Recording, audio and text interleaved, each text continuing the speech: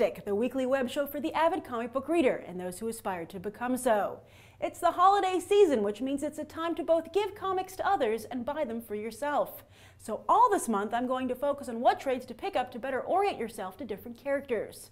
Now, I've already done Ghost Rider, Spider-Man, and Batman to coincide with the release of their most recent movies.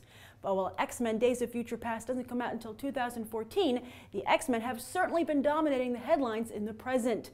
From Bryan Singer's return to the franchise, along with Patrick Stewart and Ian McKellen, to another Bryan re-energizing the Merry Mutants on the page with a new flagship title.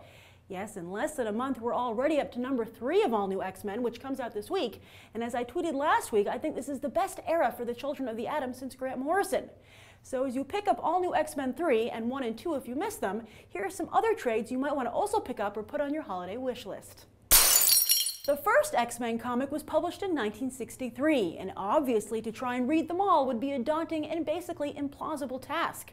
Not to mention the fact that styles of comic book writing are constantly changing, meaning there are stories to satisfy and unsatisfy every taste.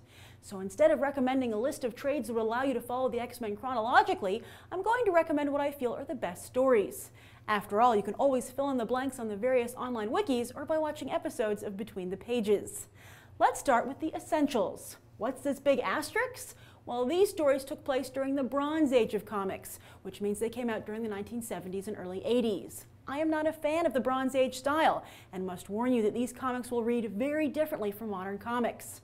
But then again, they are the classic X-Men stories that made the franchise the legend it is today, and so they are certainly worth our respect and checking out.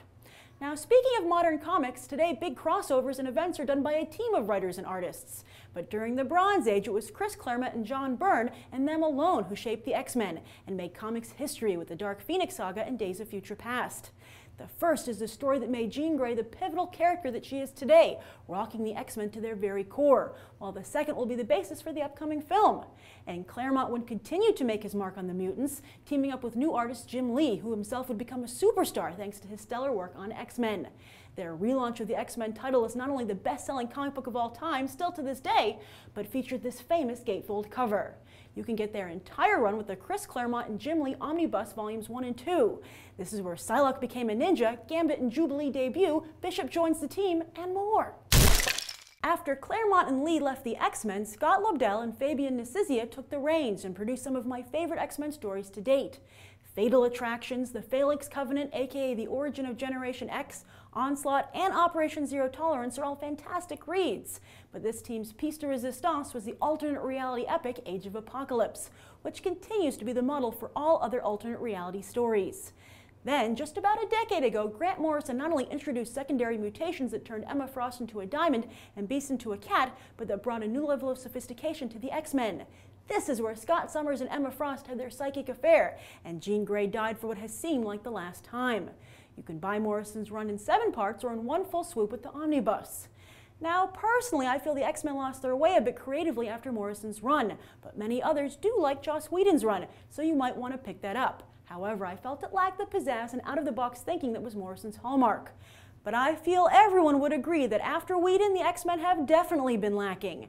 Things began to get more interesting with Schism, so if you're super new to the X-Men, it might be worth your time to start there and work your way through AVX. And AVX Consequences is not to be missed, as it kind of sums up both Schism and AVX in just 5 issues.